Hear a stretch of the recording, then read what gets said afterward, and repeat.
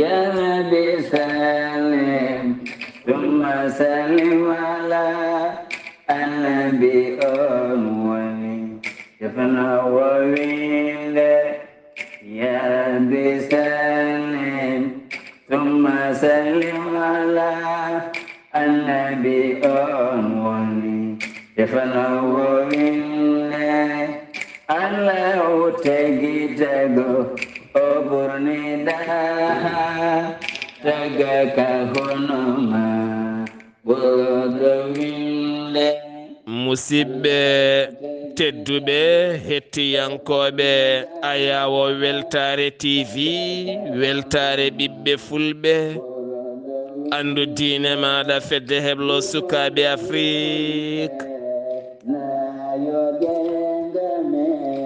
so daneri filtima ɓaleri buuɗalirmede fere feeñay windere fen jayɓatake bindaɗo amde nogase jeeɗiɗi jolal hitande ujune ɗe nogase tati ɓatakuji men fahati koye tarihaji annabaɓe en jetti joomi men tagɗo en konnuɗen hakkude jeeri e waalo wi kam tan yendew ɗum en juule annabi men tedduɗo cuɓaɗo korsuɗo e ɓerɗe men mo jamirɗen yen juule kala saaha en duwanima jinnaɓe men jeyɓe sababu woodede men e o duniya en jetti en jaari khalifa men diine aada kala alhamdulillah musidɓe tedduɓe hettiyankoɓe ayawo weltare tv weltare ɓiɓɓe fulɓe taweteɓe jokrinayi windere kala sénégal mauritanie mali gambi guine bissaw guine conakry hay diaspora o kala moni pop ɗo woni ɗo en calmini en juurima en jetti ɗum en duwanima ɗum en ñaagui ɗum duwaw alhamdulillah allah subhanahu wa taala rokkimen cellal e hattan e ɓurale yajede caggal nde gaydiren annabi yusufa alayhi salam artude hande o kadi huccodirde moon e suɓanade men annabi allah goɗɗo mo gaddaten beele janggene muɗum gurdam aduna ko yettude allah no feewi ɗumne kadi ko yettude allah tigui rigui kono kadi eɗen beltani no feewi nde tawno neɗɗo so golli gollal moƴƴal ene hani jaare yette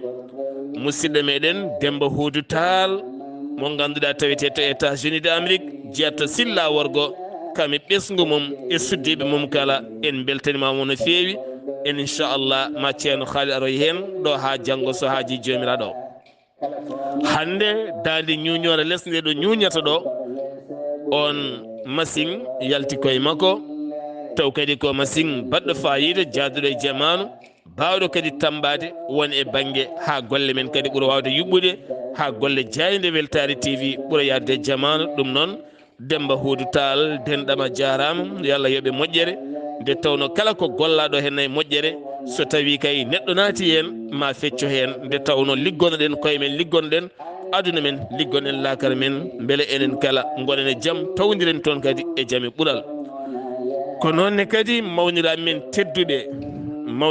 tedduɓe yiɗɓe men horsinɓe men tambiɓe men duusɓe en duusiren jaam e duwaw e ɓuural e yajede kala woni mawni meɗen sohna Haaji Yaya Sarr toon to leydi France ko noonne kadi e mawni men sohna Fadimata Amadou Kane ha toon to leydi France ko noonne kadi e mawni men sohna Khadidiatou Ndiaye ha toon to leydi France ko noonne kadi e mawɗo men sohna Hadja Fat Touré mi rewni calminalli e moɗon nde calminton en dendagal fedde men yiɓɓe Sar Abdoullahi Sare yiɓɓe yewtere buuɗal yurmede taweteɓe toon to leydi France baɗal mon moƴƴal timmugal yettima en yo Allah yommon moƴƴere yo Allah yommon moƴƴere kadi yo Allah lomtin bi jaahi annabi sallallahu alayhi wa sallam e dendagal bandiraɓe julɓe to mbawi wonde windere nde kala on calminama on beltanama ɗum noon ceerno Haali Abdoullahi Sy alhamdulillah mboɗo nder tampino feewi dande ko nangade ko maɓɓande nde tawno jiila wona yoni mawludaji alhamdulillah conférence uji alhamdulillah ko yettude Allah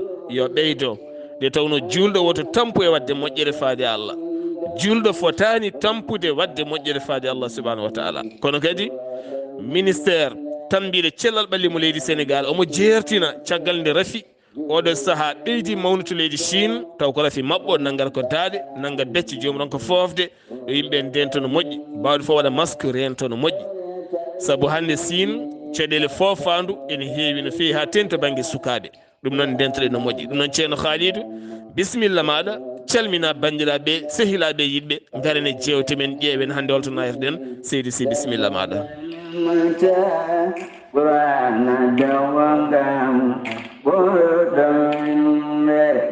Ya fama adama ile kinyano danda manuho sabu berdamile.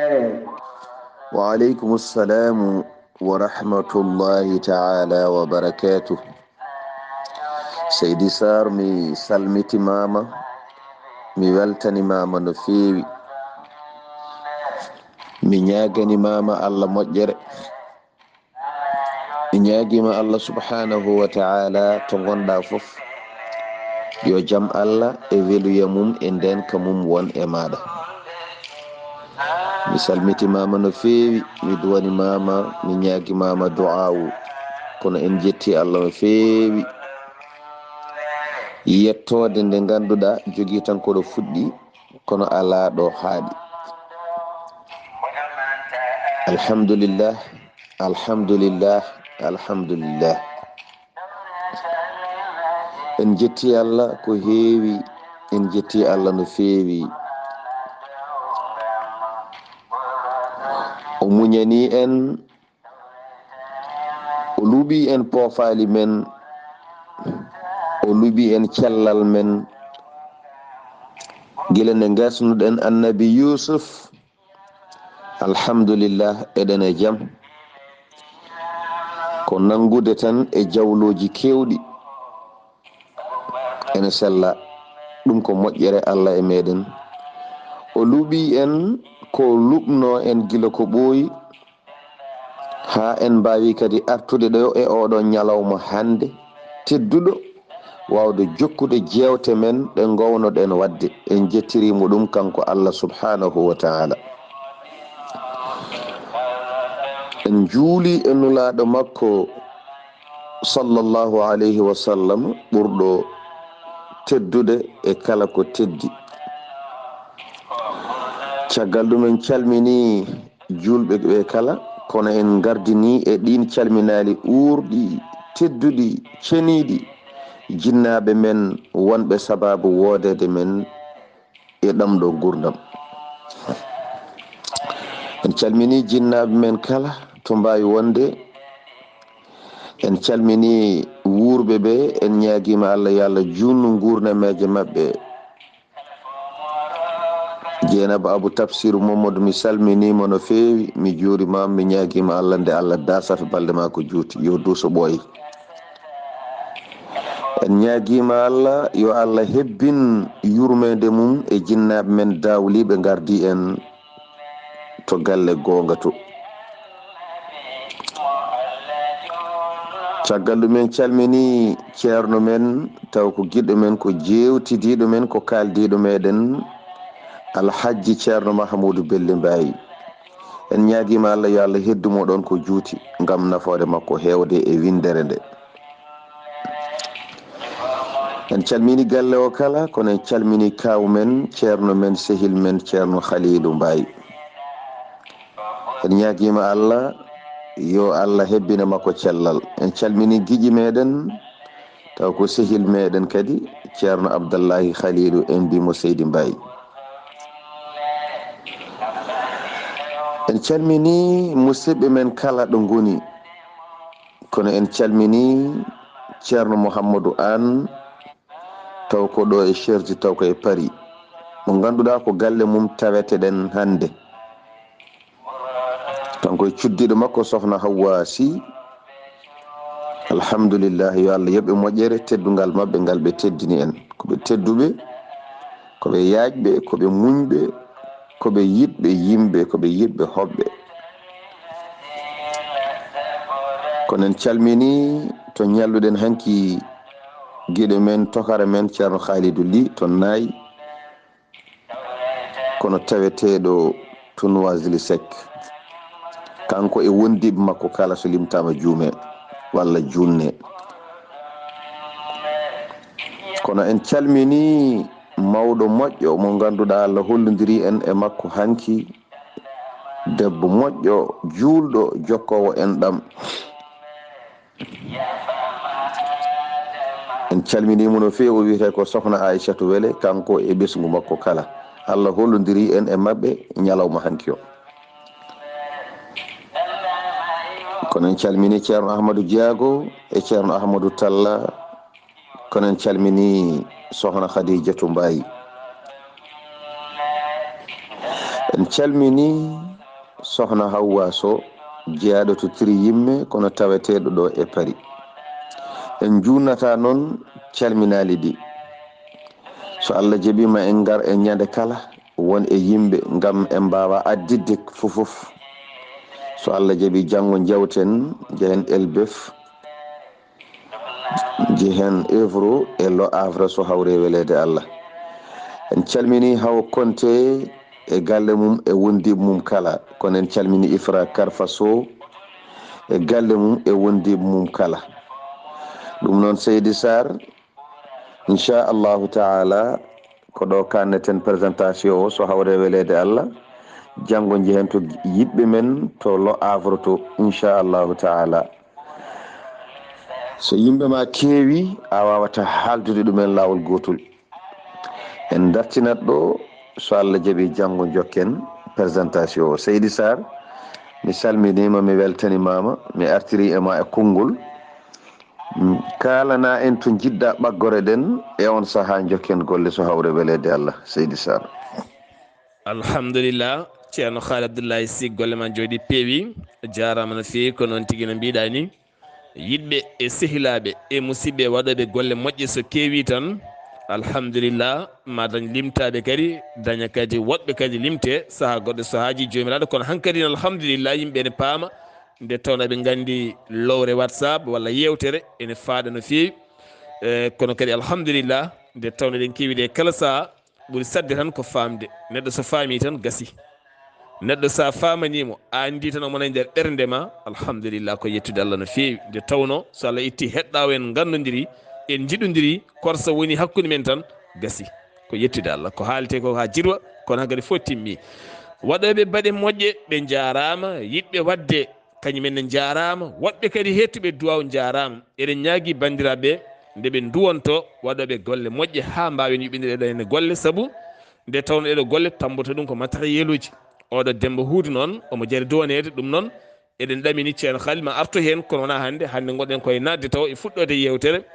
Eɗen ƴeewa taw holno tafirten yewtere nde e holno cilotoɗen ha yimɓe ɓuura famde hande o holko jiiɗen addanteɓe ko, holto iwata e holto fayata e holno daroto.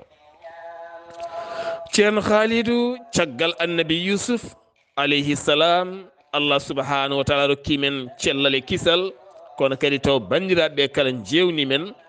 Hande noon paaɗen koye oɗo henna annabi Allah, joom dokkal kawnigal, joom kawisaji, jontaɗo e yonta mum e saaha mum mo ganduɗa noddeteɗo inde mum e kala saaha, mo hewɓe e julɓe ɓorni inde muɗum, on woni annabi Souleymane bun Dawuda alayhi salam. Ceerno Khalid ko oɗo gorko paaɗen, holiyo annabi Souleymane ceerno Khalid. Seydi Sarr, mi salmitimama no fewi, mi ñaganimama Allah moƴƴere. To gonɗa foof mi ñaguima Allah ya won e jaam, yo Allah hebbinema jaam, yo Allah hebbin ema ɓural muɗum, yo Allah hebbin ema yajede mum. Nde wannoon so tawi ɗum heewi ema tan saroto ko e windere nde kala.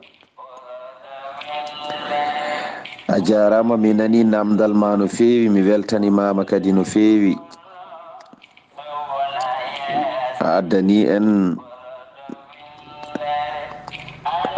gorko kawniɗo a addani en kadi mo ganduɗa gurdam mum so tawi haalama yimɓe heewɓe ene mbawi dañde e makko ko ina naftoro kadi hono ko dañano e annabi yusuf ko. alhamdulillah a addani en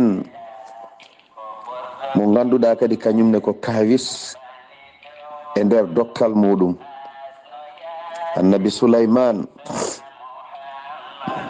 one kadi ko kawniɗo e nder annabaɓe kañumne e dokkal ngal Allah rokkimo. annabi Sulaiman Allah kadi rokkimo kankone ko rokkani e dendagal annabaɓe.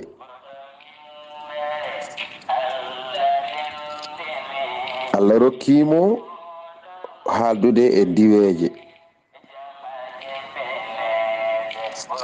Allah rokkimo laamade geɗe kewɗe e aduna ma en gartu e ɗum so hawri e welede Allah. sibi aduna o meeɗi laamade mo funnage makko e hirnage makko ɗo leydi tuggi e ɗo leydi haaɗi ko yimɓe nayo. annabi Sulaymana noon ko e ɓen yimɓe o jeeya o meeɗi laamade aduna o to tuggi e to aduna haaɗoyi kanko annabi Sulaymana. oɗo annabi Sulaymana noon ko kanko woni mo namdiɗa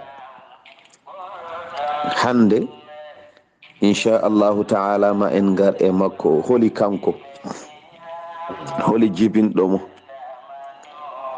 mbete mo jogui miñiraɓe walla mo jogui mawniraɓe. so hawri e welede Allah ma en gar hen. ɗum noon Seydi Sarr konngol arti e ma e on sa'a jokken golle. ceerno Khalid Abdoullahi Sy ko nduwiɗa koye mbiya allahuma amina ya rabbi ya rabbal alamina yo Allah yom moƴƴere. eɗen mbiya tan kala bannoɗo message rewde jinnaɗo men tedduɗo o woni ceerno Abou Baydy Kaw o yettini hewɓe ndewi e makko gam rewnude calminali faade e men. ceerno Khalid en mbiya yo en mba feere garten o yettini calminali ɗi pop e duwuji ɗi pop o yettini haqqillaji moon hedde amen kala o yettini kala dewnoɗo e makko o dañi yaajede kankone wawde yettinde kanko fof wonde mawɗo. ceerno Khalid Abdoullahi Sy annabi Souleymane holi kanko, holi iwdi makko, mbiyen holi asko makko ha ɓuuren andudemo hade men natoyde e makko. ceerno Khalid. Seydi Sarr mi salmitimama lawol gongol, mi weltanimama no feewi, mi ñaganimama Allah moƴƴere. to gonɗa foof mi ñaguima Allah ya won e jaam. eyyi mi weltima e namdal ma no feewi. annabi Souleymana namdiɗa ko asko makko ene wayno ko 13 lombi hakkude makko e annabi Ibrahima to banggue asko kanko annabi Souleymana. nde wonnoon annabi Souleymana yalti ko e yahuda ɓi annabi Yaquba o ko toon o yalti. annabi Souleymane jibinimo ko biyeteɗo annabi Dawud. annabi Dawuda jibini ɗum ko biyeteɗo Aisha. Aisha jibini ɗum ko biyeteɗo Uwaydu. Uwaydu jibini ɗum ko biyeteɗo Abir. Abir jibini ɗum ko biyeteɗo Salmun. Salmun jibini ɗum ko biyeteɗo Nahshun. Nahshun jibini ɗum ko biyeteɗo Uwaynadibu. Uwaynadibu jibini ɗum ko biyeteɗo Iram. Iram jibini ɗum ko biyeteɗo Hasrun. Hasrun jibini ɗum ko biyeteɗo Farsu. farsu jibini ɗum ko biyeteɗo yahuda. Yahuda jibini ɗum ko biyeteɗo yaqub, taw ko bamum annabi yusuf. oɗo yahuda e yusuf kamɓe jiidi baba goto. yaquba jibini ɗum ko annabi ishaq. annabi ishaqa jibini ɗum ko biyeteɗo annabi ibrahima alkhalil. ko ɗum ɗo woni ko ganduɗen e asko makko kanko annabi sulaymana, ɓayde ko ɗum lamdiɗa. wadde annabi sulaymana hakkunde makko e annabi ibrahima ko mamiraɓe 13 goni ɗon, taw ko annabi ibrahima watti 13. 12 lombi hakkunde makko e annabi ibrahima, wadde o jeeya koye ɓesgu annabi ibrahima. o haalanno ko ɗemgal biyetegal abraniyu. alhamdulillah o wuuri ko duuɓi 51 won e tarihaji no gaddiri.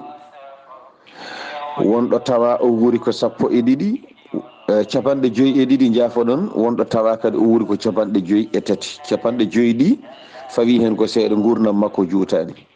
ɗum noon Seydi Sarr, konngol arti e ma e on so an jokken golle.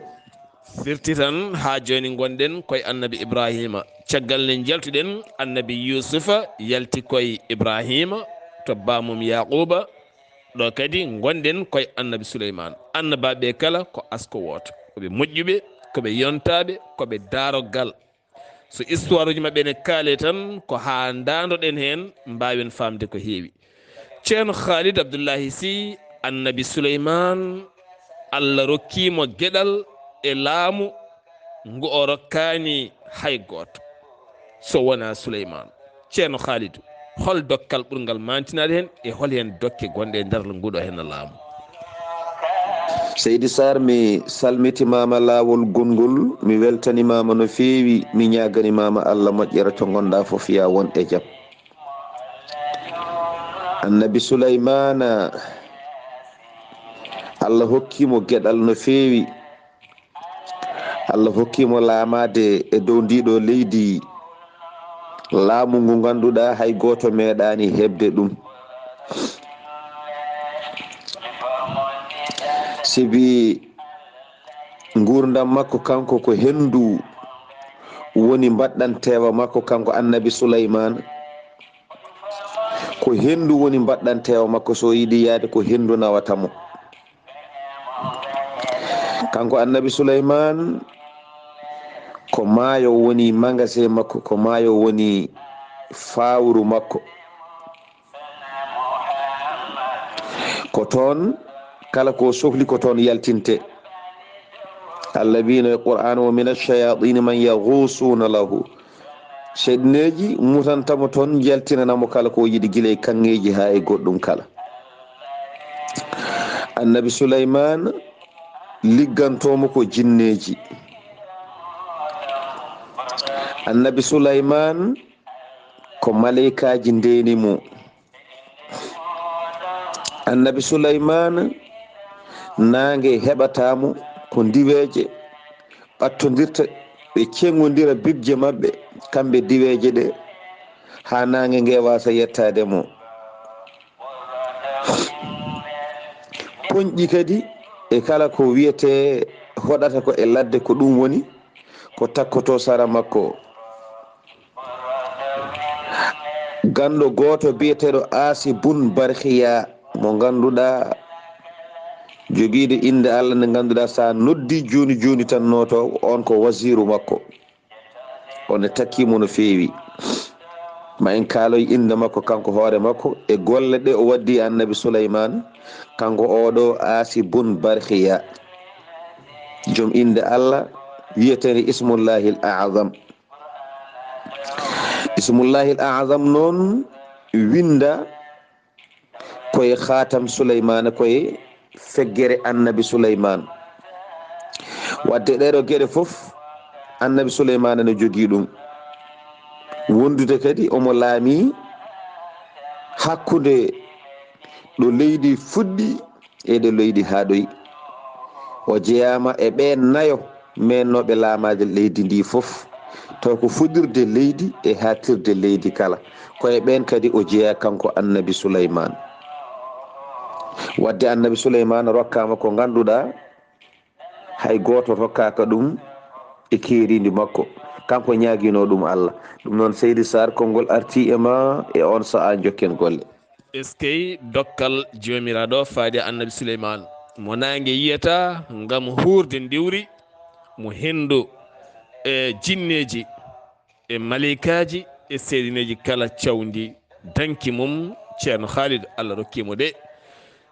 eyo ceerno Khalid a haalinane nayo laaminoɓe aduna o kala ko holi ɓen nayo e holi kamɓe e inde mabɓe ceerno Khalid. Seydi Sar mi salmitimama lawol gongol, mi weltanimama no feewi, mi ñaganimama Allah moƴƴere to gonɗa foof yo Allah hebbinema ndenka. A jarama. namdiɗa ko nayo laaminoɓe aduna ɓe hol kamɓe. nayo laaminoɓe aduna ɓe hen ɗiɗo ko julɓe, ɗiɗo heddiɓe ko hefereɓe. ko ɓeɗo nayo tan meeɗi laamade aduna to leydi tuggi e ɗo leydi haaɗi. men no laamade aduna to banggue julɓe ɓe ko annabi Souleymana bun Dawuda oɗo laaminoma aduna to tuggi e to haaɗi. caggal ɗum ko joom gallaɗi ɗiɗi o hono Zulqarnayni oɗon kadi laaminoma to aduna tuggi e to aduna haaɗi. so tawi ko hefereɓe ɓe ɗiɗo noon caggal en kaali julɓe ɓe ɗiɗo gadiɗo wiyata ko Namaruz bun Kanaan mo ganduɗa ko ɓowngu warno ɗum taw ɓowngu ngu kadi ko laƴƴowu mo ganduɗa ko kañum hawruno e zaman annabi Ibrahima binoɗo kala mo gonɗinani ɗum mo yeddani Allah heɓata ko ñaami taw ñamde ala so wona ɗo makko ɗo. caggal oɗo ko gorko bonɗo jasɗo goɗɗo biyeteɗo Shidad bun Ad oɗone kadi laaminoma to leydi tuggi e to leydi haaɗi. wadde Souleymane o jeeya koye nayo laaminoɓe aduna ɓe, kanko wino e Qur'anil Karim rabbi habli mulkan la yanbaghi li ahadi walla rabbi ghfir li wa habli mulkan la yanbaghi li ahadin min ba'di. kanko ñaguino ɗum Allah. hen sa'a noon ene wiye holko woni sababu Souleymane ne ɗaɓɓa laamu e jeeyal aduna taw annabaɓe ko ruuɗiɓe aduna ko waɗi sababu Souleymane ene namdo ko namdi ko ene ñaago ɗum Allah. kono jaabol no woodi e ley ko ñaagi Allah ko Allah woni longinɗomo ɗum ha o ñaagi ɗum Allah kanko annabi Souleymane alayhi salatu wassalam. sen ndewi carika annabi Souleymane en jawata nadde qissa makko, en cuwa nadde qissa he ɗo joni gonɗen koye haalde tan e fodde dokkal makko no rokkira hade men nadde qissa o nde wonnoon ende torsa ɗum ko lampaji wonande faama muya ko ni o wayi kanko ko ɗum ɗo o dañño hade men nadde qissa he ɗum ko torso ha mbawen yiide ko jiɗɗen haalde ko. ɗum noon mi artirema konngol Seydi Sar e on saha jokken golle. min goni koye commentaire annabi Souleymane hade men nadde annabi Souleymane ha ɓuuran andude holi oɗo henna annabi Souleymane. so tawi en gari tan en naati qissa makko tan ene wawi hewɓe no nga famde, kono so tawi en gardima ha yimɓe ɓeewi famde holi yo annabi Souleymane se en naatimo tan on gandanmo tigui rigui. ceerno Khalidou annabi Souleymane kañum ñaagui, kono kadi annabi Souleymane holno ardi e makko ngu laamu e holko Allah yamirimo, holko Allah jippini e makko e baɗal haw wawi dañde nguɗo laamu ceerno Khalid. seydi sar mi salmitimama lawol gongol mi weltanimama no feewi yo Allah yoɓe moƴƴere a jarama e namdal ma paayo dingal mi weltima no feewi a jarama. annabi Souleymane ko sa'a goto Jibrilu alayhi salamu ari e makko.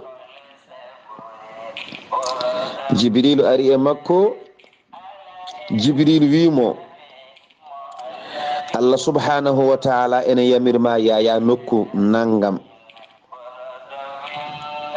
Debbo goto nen toon ko debbo tampuɗo o ala haydara, kono noon on debbo omo jogui to Allah to jipporgal badgal fayida, omo jogui to Allah to gueɗal. O wimo Allah yamirima yaya to on ɗon debbo omo tampi, o ala ko ñaami, o ala kultu, omo heewi haajuji, ya toon kumtanamo haajuji makko aduniyankoji kala e kala ko hato jini to bange ñamde e to bange kultu. Allah yamirima yaya dokkamo ɗum e kala ko sohli ko wona ɗum ne kay Allah yamiri ya tottumo. Souleymane hebbiti wi Jibrilu Allah deyne andi inna allaha ta'ala ya'lamu anni abdun faqir. Allah ne andi min komi maccuɗo Allah mo ganduɗa mi wona jajaɗo, mi ala haydara, la amliku min ad-dunya shay'a, mi jeyani e aduna haydara. Allah jeynani mi taw hunde e aduna. On saha kanko Souleymane o sañat, omo yeeya, o ñaama kala ko yeeyi, kanko e ɓesgu makko, kanko e wondiɓe makko, e hoddiɓe makko. O ɓattotako jawdi julɓe ɗon tan Allah wahyimo kanko Souleymane. Allah wimo ɗaɓɓu e yam ñaagomi kala ko jiɗɗa. Nden noon yamirore Allah ari yo ñaago ko yiɗi. O ɗaɓɓi goo yo Allah yaafomo, ɗiɗi yo Allah hokkumo laamu ngu ganduɗa hay goto wawa dañde ɗum e aduna. woni konngol kalɗen nane, rabbi ghfir li wa habli mulkan la yanbaghi li ahadin min ba'di. jomam jimmi ko jaafoɗami kala bakkaɗam, kafranami bakatujam, caggal ɗum dokkami laamu ngu ganduɗa somi ɓenni hay goto heɓata hono ngun laamu caggalam. kanko annabi Souleymane o ñaagui ɗum ɗo, kono noon ko yamirore Allah, wadde Allah tottimo aduna, tuggi fuɗɗode aduna ha e wortode aduna, o laami ɗum, o jeeyi hen ko heewi. Seydi Sar, ko ɗum ɗo woni sababu ñaagade annabi Souleymane Allah yo tottumo laamu ngo hay goto heɓata caggal makko, ko Allah ardi e makko kala ko yiɗo e ñaago o ñaagui ɗum. noon konngol atti e ma e on sa'a jokken golle. est ce que ceerno Khalidou eɗen puɗɗo janngude annabi Souleymane ko ɓi annabi Allah Dawouda alayhi salam mo ganduɗa Allah rokki ɗum ñeñale karallagal wawde waylude jamɗe, fewnu ɗum ha yooɗa ha garɗa, waɗa hen mécanisme joɗɗi, waɗa hen kadi zileji moƴƴi, yaltina hen kadi gueɗe kewɗe gam heɓanade walde. on ɓiyum Souleymane cañowo dague ene saña ne yeeya beele wuura. ɗum ɗo ene wonko jangguinten. neɗɗo ko bamma wawi wonde kala, ko yumma wawi wonde kala, gollu tan. neɗɗo ko gollal, neɗɗo wona jonde e ñamde e yarde tan ala. Allah tagiran ɗum neɗɗo, loonde hay ɗum nafani ɗum. neɗɗo yo gollu tan, ɗum jangguinta men. neɗɗo woni foof yo gollu, haysoko mawɓe no jooɗoto e grand place ne jooɗo tan hankkadi ni. so jomumen mbawi sañde ko ene nafta, ma dañ ko nafti. wiye wuuro kaari nde sañata ɗe dague, walla sañata ɗum ɗo, ɗum tan jeeya koye pinal ngal en ƴellita wuuro ngo, hayso wona jawdi ndi. wasde perdude temps ko hunde moƴƴude. nde tawno sa perdi ta tan, joni naata e tawuji janani, naata e inɗe janani, naata e galleji janani, naata e gurdam janɗam, kaala hay ka fotani haalde, bonna dewal ma Allah kala. ɗum noon neɗɗo foof ɗo woni yo dañ ko wawi. so ala ko mbawɗa, so wona jooɗade grand place tan ha botta yere gottoyɗa, joni mbasa jeyde ɗemgal ma, guite ma e ɗemgal ma, joni daara ko ɗemgal ma ne haala. bonna dewal ma Allah tene ka mawɗo. ceerno haali abdoullahi si eskey allah ko allah tan woni allah e o sifa e ngal ɗo henno sifa dokkal ngal allah jogo rokkude annabi souleyman eno annabi souleyman ñagori ni eskey machallah ceerno haalidi Seydi Sarr mi salmitimama lawol gongol mi weltanimama no feewi mi ñaganimama Allah moƴƴere to gonɗa foof ya won e jaam ayi ɗum ɗo Allah subhanahu wa taala ko kulbiniɗo ko kawniɗo Allah meeɗa rokkude fof Allah rokkata fof o rokkete hunde hay ɗum ko luɓal o jagga ko heddi ko ayi annabi Souleymane meeɗi dokkal ngal rokkangal annabi Souleymane meeɗi nde wonnon ngal ɗo dokkal sa rokkama cikkata ko ala ko keddaneɗa e kadi ko façon kawniɗo o rokka jogoɗa hendu ene nawma kalto jiɗɗa yaade kala ɗo hendu ndu dawnimo subaka so midi yoni hendu ndu jippinimo ɗum yarante ko lewru kala ɗo hendu ndu dawni hirdinimo kala ɗo haɗoy ɗon e mutal nangue yarante ko lewru ko ɗon Allah wiya qur'anil karim wali souleymana riha ghuduwaha shahar wa rawahuha shahar wadde noon o rokkama dokkal timmugal kono ayi o meeɗi joɗade subaka goto o ñaagui Allah o wi Allah yo wat arsukaji aduna o foof e juuɗe makko kanko Souleymane ɗum waɗi hande wiyoɓe laamu waɗananimi ɗum eɓe poti ƴewtade e ɗiɗo qissaji annabi Souleymane ñaagui ɗum Allah wimo accu tan mi jogo ɗum a wawa o wi ala jomam jimmi tan ko dokkami Allah wimo ɗum accu tan mi jogo ɗum a wawa o wi jomam jimmi tan ko dokkami mi jogo arsuki aduna o Allah waɗi Allah subhanahu wa ta'ala ƴetti arsukaji ɗi waɗi e juuɗe makko kanko annabi Souleymane omo jogui jinneji sen koddiri wiyama pari hande ne sohli bottari dendagal pari jinneji ɗi sa maji tan a muɓɓiti tawan ɗi defti bottari ko ene haara dendagal wonɓe e pari o yamiri ɗin jinneji yo def fodde lebbi jinneji ɗi ene defa ene jowa e boowal ngal ganduɗa sa weddima guite ma a andata holto haaɗi ɗin jinneji ɗi gasni defde fodde ko ɗi defanno fodde lebbi ɗi mbaɗi e ngal boowal Seydi Sarr konngol arti e ma e on saha jokken golle est ce que ɗum ɗo en jogori jiiɓade ɗo ceerno Khalidou ene jogori jiiɓade no feewi est ce que caggal ndefuji ɗi jinneji ndefi ha mbi kay yoni ɗum ɗo hen ne wawi yonde tagore nde kala ceerno Khalidou holko heeɓi ɗon annabi Souleymane eyyi Seydi Sarr a jarama mi weltima no feewi kadi eyyi ɗin jinneji ndi ɗi deefi koɗi deefi ko ha gasi ɗi garti e annabi Souleymane ɗe mbi aha ɗo de hankkadi ɗo kam e duuɓi naggam hay goto heydata hay goto mayata heyde Allah waɗi e hoddiro Allah to nder maayo to lingu gotu fini toon nde weeti tan ngu jooɗi ha ñawli ngu dañani ko ngu ñaami kanko ngun ɗon lingu ete kadi kala nde yinno ko ngu ñaami ngu dañanno so weeti tan nde ñawlata tan ngu dañi ko ngu ñaami ngu ñaama e on ñalawma noon weeti yihi ha ñawli ha nangue towi lingu yiilima ko ñaami ha tampi raddi ha tampi ronki dañƴe ko ñaami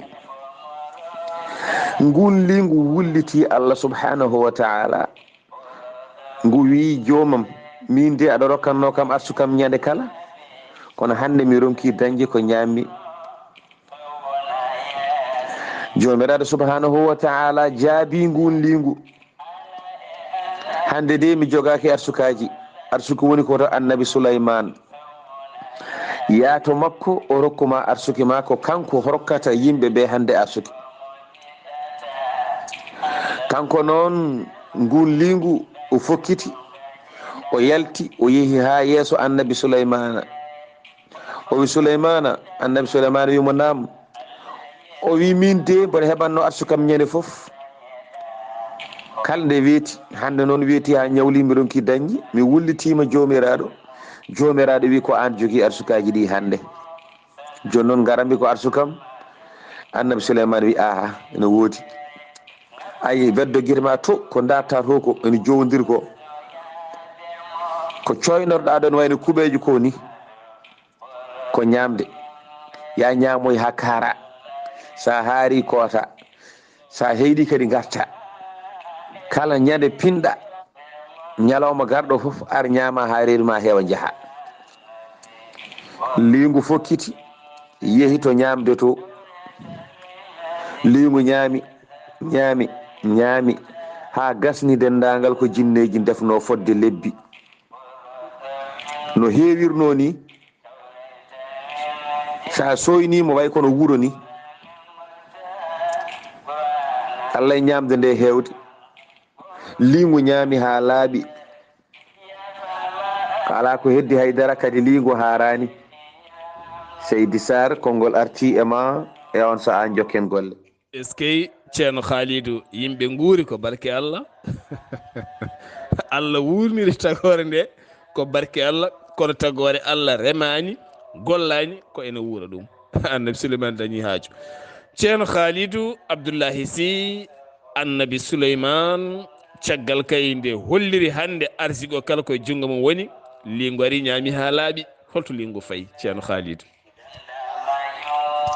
Seydi Sar mi salmitimama lawol gongol, mi weltanimama no fewi e namdal ma batgal fayida. A jarama. Joni lingu ngu harani holto ngu fayi. Lingu ngu fati kota annabi Sulaymana. Ngu yetti ngu wi annabi Sulaymana rokkam arsukam mi harani. Annabi Sulaymana wi ande aɗa hawni, sa harani ya ñamde nen to ya ñama ha kara.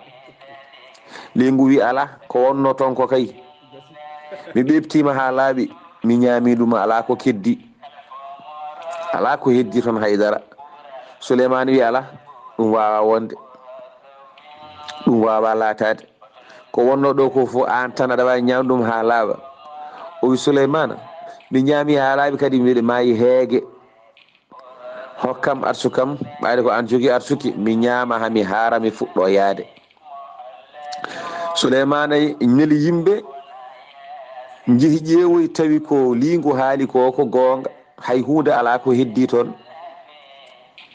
ɗum waɗi o tawi ko Allah haalno ko wonde o wawa jogade arsukaji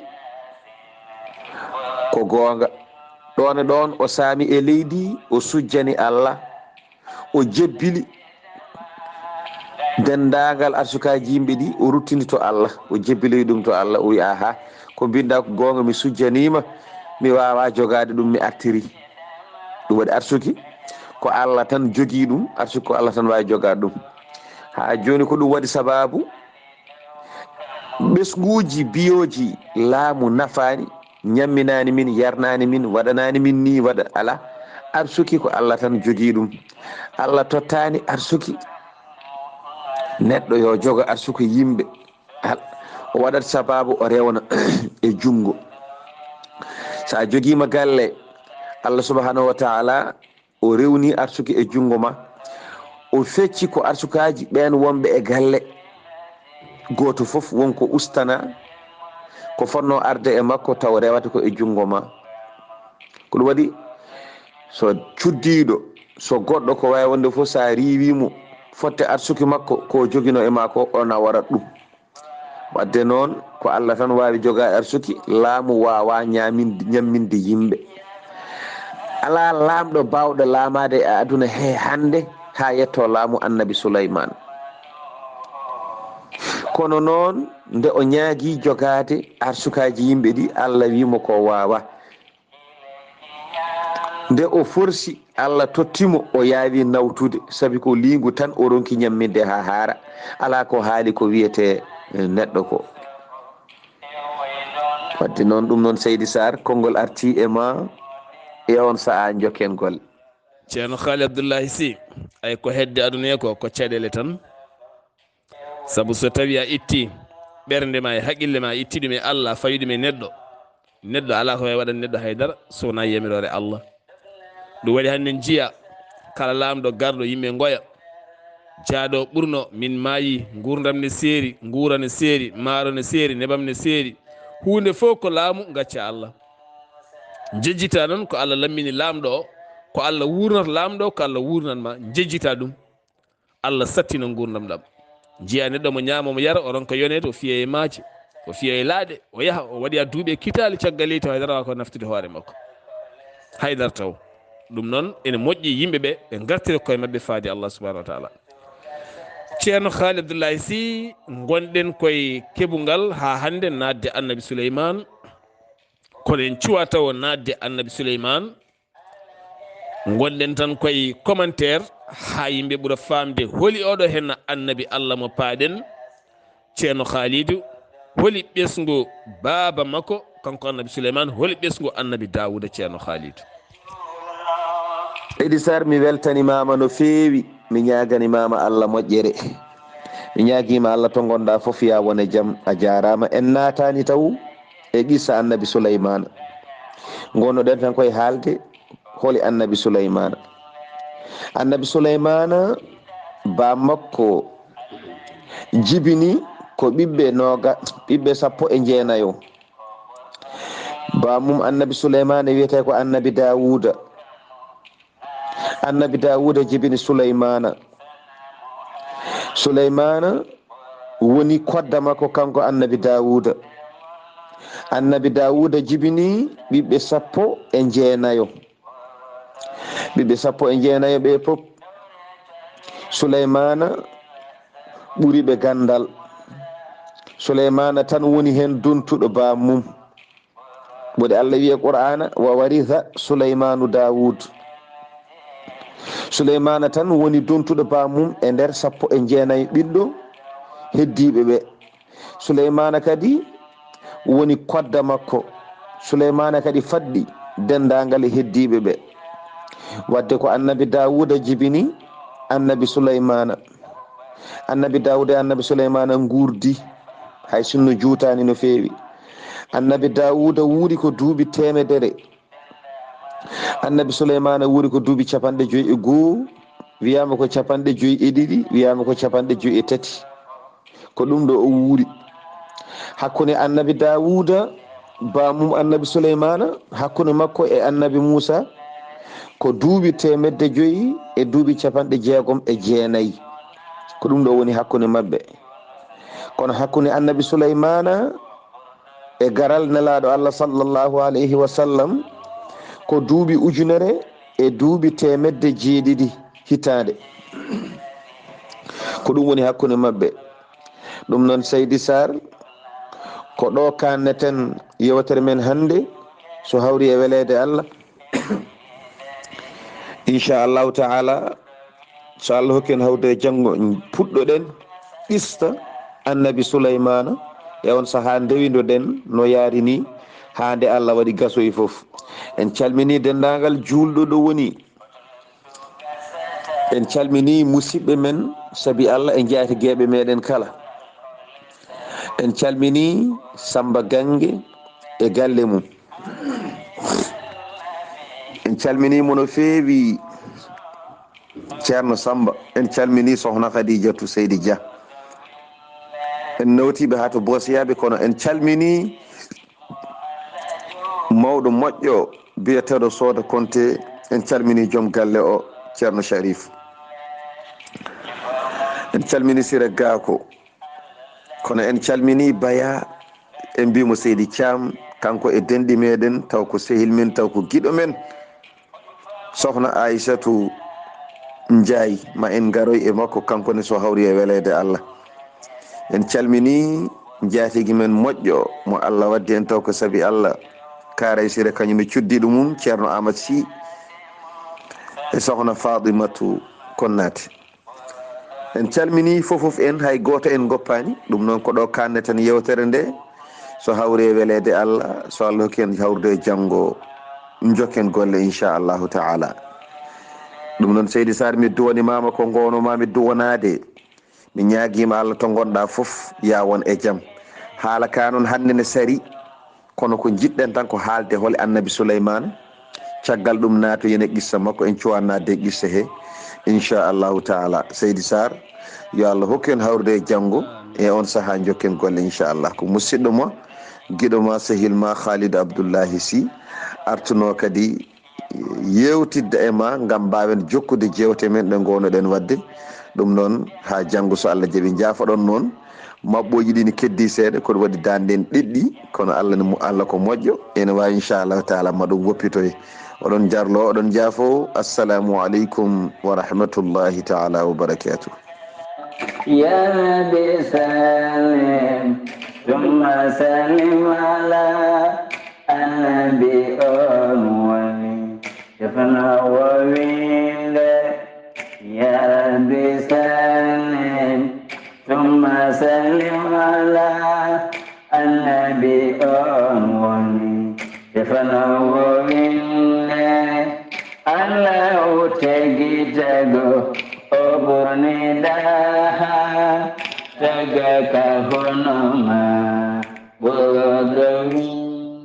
a jarama Seydi Sy, ceerno Khalid Abdoullahi Sy, golle ma jooɗi peewi no mbiɗani ko noon tigui. ko en silo yiɓe tan ngam wadde commentaire juɓɓuɗo ko fate banggue annabi Souleymane, so haaji jomiraɗo janggo garen naaten puɗɗoɗen holiyo annabi Souleymane, ma dañ ko heewi kon jangguɗen e makko, beele pren lappipine ɓamtare meɗen. Seydi Sy a jarama, yo Allah wurne ko heewi, saabu gurdam ma ne heewi nafoore. yo Allah ɓeydu nurɗinde gandal ngal, darjina ɗum ha wona leelawal, leyna yeyna windere nde kala bi jaahi annabi o sallllahu alayhi wa sallam.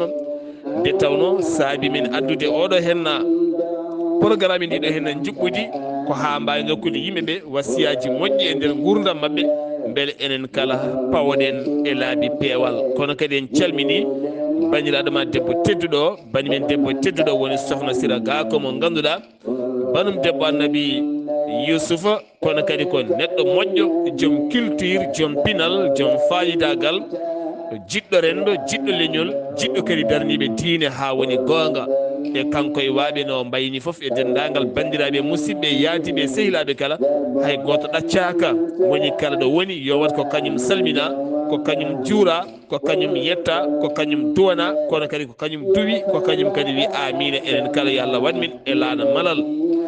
ɗum noon musidɓe tedduɓe, dande welde ñuñore nde ko musidɗo moon ceerno Ousmane Ly, gorko mo Dumga. ceerno Ousmane Ly yo dusugo ɓooy, ka gorko moƴƴo laɓɗorido e dow indema.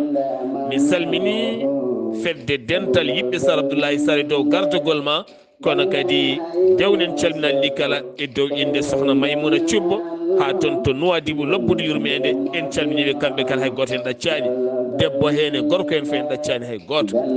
dendagal pelle groupe aji WhatsApp e radio ji ɗi pop en calmini, hay goto en ɗaccani.